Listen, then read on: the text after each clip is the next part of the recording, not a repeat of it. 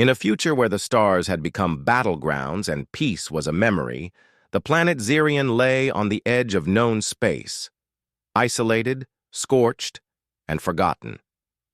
Here, a fiery war had once erupted between humans and a race known only as the Velari, flame-wielding beings born from stellar energy, guardians of the ancient cosmic balance. Centuries passed, and the world turned to ash and myths. But beneath Xerion's molten crust, Emberia, a Velari princess and the last of her kind, remained hidden in a deep stasis chamber, a relic from a war that nearly extinguished both civilizations. Her stasis pod glowed faintly, buried beneath. Ruins bathed in eternal twilight. The scars of war lived in the land, and whispers of the Fire Maiden were passed as ghost stories between explorers and smugglers. None had ever seen her, until Commander Elias Rourke, a decorated but weary human officer, received a cryptic signal from deep beneath the lava fields. His mission was clear: investigate and extract. What he found would alter the course of history. Elias descended into the ancient Velari ruins alone, his team lost to seismic shifts and the dangerous terrain.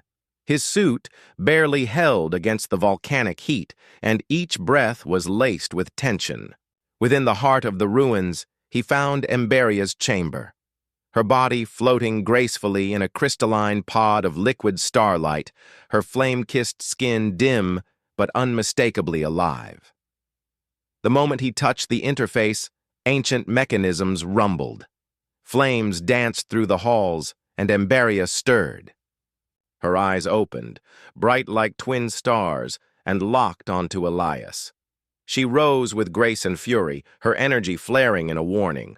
Elias froze, hands raised in peace, whispering the only Velari word he knew, Gialtar, meaning peace.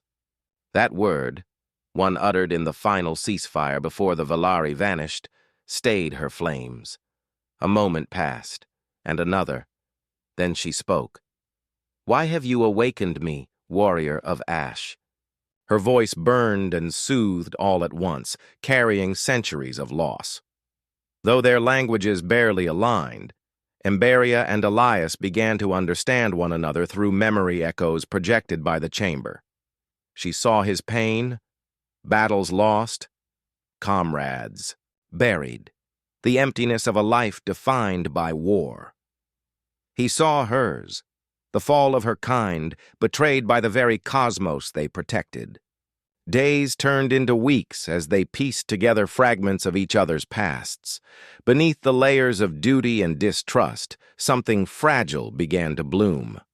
A warmth unfamiliar to both, a bond forged not from politics or strategy, but shared pain, silence, and mutual healing. Emberia taught Elias how to listen to the stars, how to feel the rhythm of the fire within worlds. In turn, Elias taught her about Earth's resilience, how humanity survived its own darkness. Together they laughed for the first time, their burdens momentarily lifted under the crimson sky of Xerion, but peace could not last. High Command intercepted Elias's signal and dispatched a retrieval squad with orders to detain the Velari and secure the site. They feared the Velari's return, their power, their legacy. When the soldiers arrived, they saw Emberia not as a person, but a weapon. Elias defied his orders, refusing to surrender her. "She is not a threat," he shouted. "She is the bridge between our worlds." But diplomacy failed.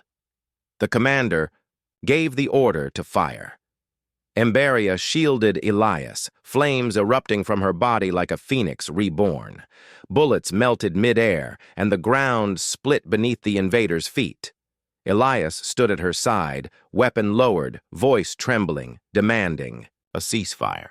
The chaos quelled only when Emberia stepped forward, raising her arms in surrender, her eyes locked on Elias.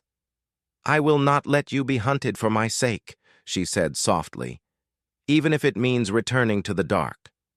Emberia was taken into custody and chained within a cryocell aboard a military dreadnought.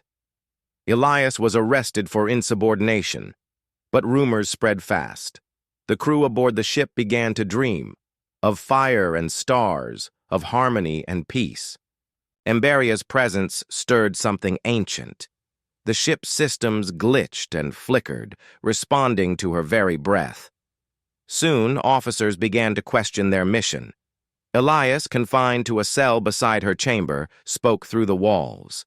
They fear what they don't understand, but we can teach them. Emberia's voice echoed faintly. Then we must endure. When a solar storm hit the ship unexpectedly, all systems went down.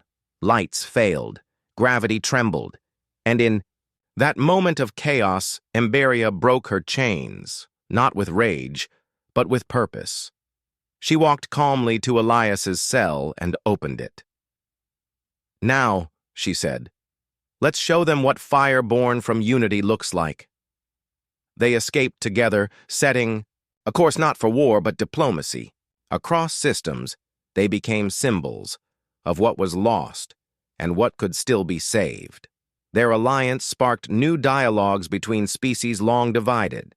Children who once feared the name Velari now drew Emberia's silhouette on star maps. And Elias, once a soldier bound by command, found a new purpose as a storyteller, a peacemaker. Emberia remained by his side, not as a protector nor a relic, but a partner. Together, they reminded the galaxy that love, forged in the crucible of war and misunderstanding, could be the brightest flame of all.